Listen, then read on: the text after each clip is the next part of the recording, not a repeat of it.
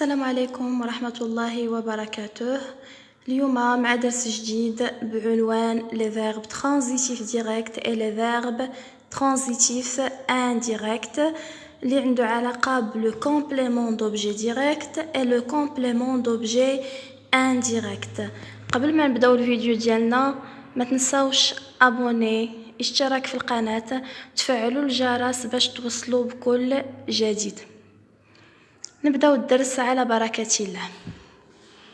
Alors, on va commencer par deux définitions importantes. La première définition, c'est du verbe transitif direct. Alors, c'est quoi le verbe transitif direct?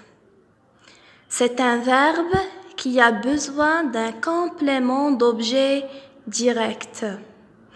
Et le complément d'objet direct, il est lié directement au verbe. C'est-à-dire qu'il n'y a pas une préposition entre le verbe et le complément. Entre le verbe et le complément, on ne trouve pas une préposition. Il n'y a rien. Il est lié directement au verbe.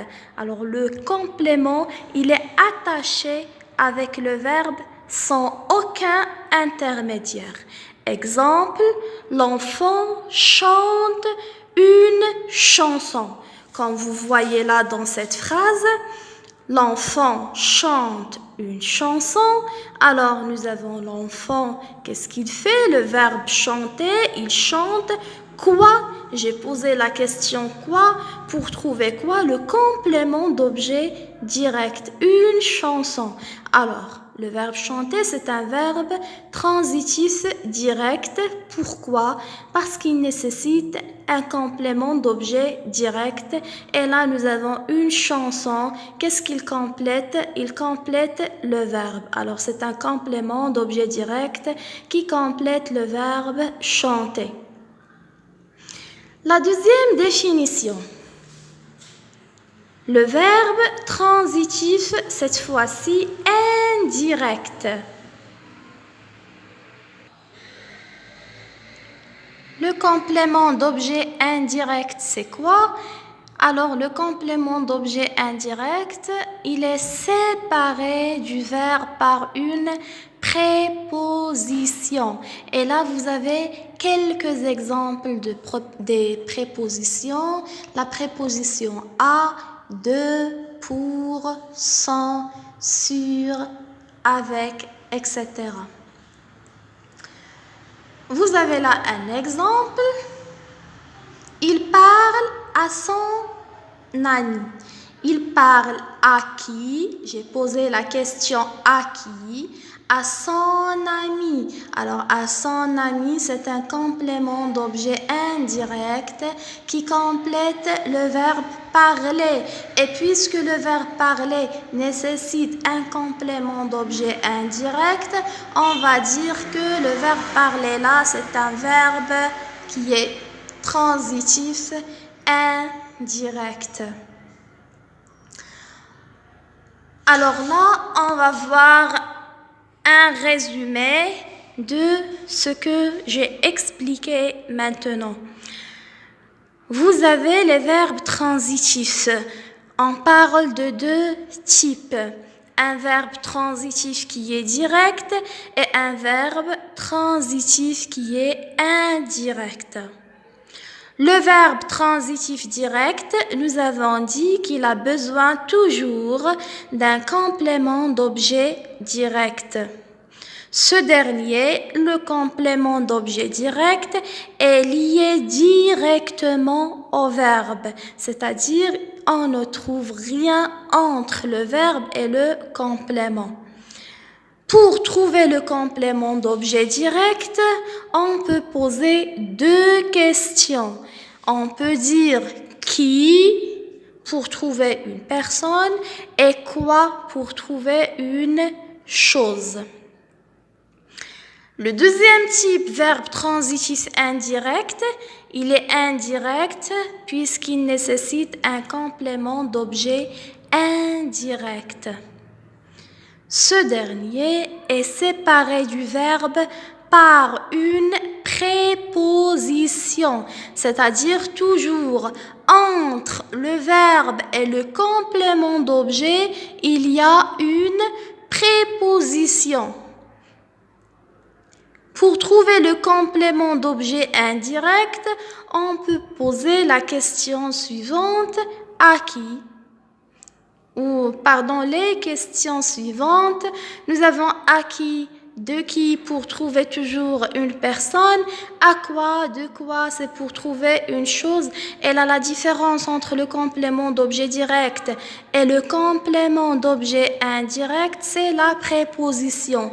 Dans le premier cas, le complément d'objet direct, le verbe est lié, il est attaché directement plutôt le complément est attaché directement au verbe, et dans le deuxième cas, les verbes transitifs indirects, le contraire, nous avons une préposition qui sépare le complément du verbe.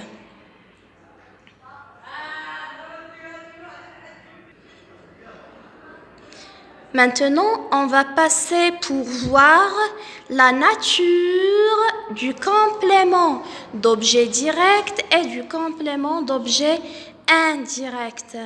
Alors, le complément d'objet direct et le complément d'objet indirect peuvent être soit un nom ou un pronom personnel ou un verbe à l'infinitif ou bien une subordonnée complétive. Et là, dans ce tableau, nous avons quelques exemples dans chaque cas. Commençons par le nom. Regardez bien le complément d'objet direct. Il y a un exemple. Il regarde la télévision. Il regarde quoi? La télévision. Alors, la télévision, c'est un complément d'objet direct. C'est un nom qui complète le verbe transitif direct. Regardez. Toujours, on va voir l'exemple du complément d'objet indirect concernant le nom. Cette voiture appartient à mon père. Alors, cette voiture appartient à qui? À mon père. Toujours, mon père, c'est un nom. Et là, nous avons un complément d'objet indirect puisque nous avons posé la question à qui et il y a une préposition entre le complément et le verbe. Deuxième cas. Le complément d'objet direct, il peut être un pronom personnel. Exemple, le guide les renseigne sur les monuments de la ville. Alors là, le guide les renseigne sur les monuments de la ville. Le guide renseigne qui? Alors les là, il remplace les touristes, par exemple. Alors les, c'est un pronom personnel. Regardons toujours le cas du complément d'objet indirect concernant le pronom personnel. Je lui téléphonerai. Je téléphonerai à qui? C'est à lui. Alors lui, c'est un complément d'objet indirect, c'est un pronom personnel. Troisième cas, un verbe à l'infinitif. Concernant le complément d'objet direct toujours, il préfère rester à la maison. Alors, il préfère quoi? Rester à la maison. Et là, le complément d'objet direct, c'est rester à la maison. Il est introduit par un verbe à l'infinitif, c'est le verbe rester. Et toujours, il complète le verbe préférer. Rester à la maison, c'est un complément d'objet direct. Sa nature, c'est un verbe à l'infinitif puisqu'il commence par rester, verbe à l'infinitif. Qu'est-ce qu'il complète ce complément? Il complète le verbe préférer, c'est un verbe transitif direct. L'autre exemple concernant le complément d'objet indirect, les invités tardent à venir. Les invités tardent à quoi? À venir. Alors, à venir, c'est un complément d'objet indirect. Et toujours, quand vous voyez là, nous avons le verbe venir, il est à l'infinitif. Sa nature est à l'infinitif. Et il complète le verbe tarder. Et là, nous avons le verbe tarder, c'est un verbe transitif indirect. Le dernier cas, le complément d'objet direct peut être une subordonnée complétive. J'interdis qu'on lui parle. Alors dans cette phrase, j'interdis quoi? Qu'on lui parle. Alors nous avons une proposition subordonnée complétive, qu'on lui parle, qui complète le verbe interdire. Et la dernière phrase, le dernier exemple concernant le complément d'objet indirect, pour ce qui concerne la subordonnée complétive, nous avons la phrase suivante, il faut veiller à ce que tout soit en ordre. Il faut veiller à quoi? À ce que tout soit en ordre, c'est un complément d'objet indirect, à ce que tout soit en ordre. Sa nature, c'est une complément, c'est une subordonnée complétive qui complète le verbe. Alors là, veiller. Passons pour voir un exercice oralement. Alors, vous écoutez bien. Dans les phrases suivantes, qu'est-ce qu'on va faire? On va préciser le complément d'objet. On va dire est-ce que c'est un complément d'objet direct ou bien indirect? Et on va aussi préciser sa nature. Alors, est-ce qu'il est un nom, groupe nominal, pronom personnel, verbe à l'infinitif ou bien une subordonnée complétive? Vous faites bien attention. La première phrase. Je pense toujours à mes amis d'enfance. Je pense toujours à mes amis d'enfance. Alors, dans cette phrase, je pense à qui? À mes amis d'enfance. À mes amis d'enfance, c'est un complément d'objet indirect. Sa nature là, c'est un groupe nominal. La deuxième phrase. L'oiseau construit un nid sur le toit de la maison. L'oiseau construit un nid sur le toit de la maison. Alors, l'oiseau construit quoi? Un nid sur le toit de la maison. Le complément que nous avons dans cette phrase, c'est un nid. C'est un complément d'objet direct. Sa nature, c'est un groupe nominal, un nid. L'oiseau construit un nid sur le toit de la maison. Un nid, c'est un groupe nominal. La phrase suivante.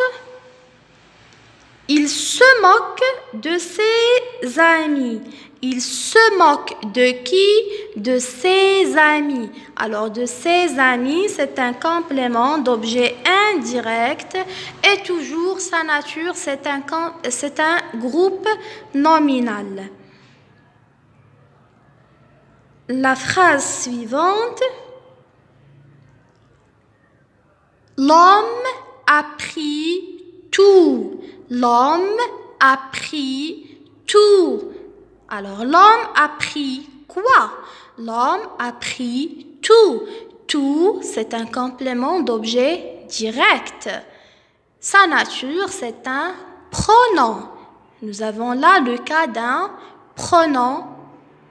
Puis, la phrase suivante, nous avons mon oncle veut que sa sœur assiste à son mariage. Mon oncle veut que sa sœur assiste à son mariage. Alors, mon oncle veut quoi? Que sa sœur assiste à son mariage. Alors là, que sa sœur assiste à son mariage, c'est un complément d'objet direct. Et là, nous avons le cas d'une subordonnée complétive. Il complète le verbe vouloir. La phrase suivante. Beaucoup de jeunes choisissent d'émigrer clandestinement. Beaucoup de jeunes choisissent d'émigrer clandestinement. Alors, beaucoup de jeunes choisissent quoi? D'émigrer clandestinement. D'émigrer clandestinement, c'est un complément d'objet. Beaucoup de jeunes choisissent d'émigrer clandestinement. Alors, c'est un complément d'objet indirect. Et là, nous avons le cas d'un verbe à l'infinitif. Émigrer, émigrer. Et la dernière phrase, ou bien le dernier exemple dans notre leçon d'aujourd'hui. La petite bonne se plaint du mauvais traitement de ses employeurs. La petite bonne se plaint du mauvais traitement de ses employeurs. Alors, la petite bonne se plaint de quoi? Du mauvais traitement de ses employeurs. C'est un complément d'objet indirect. Et là, sa nature, c'est un groupe nominal. Bon courage à tout le monde, bonne chance. N'oubliez pas à s'abonner à la chaîne. Mettez la cloche et à la prochaine leçon, Inch'Allah.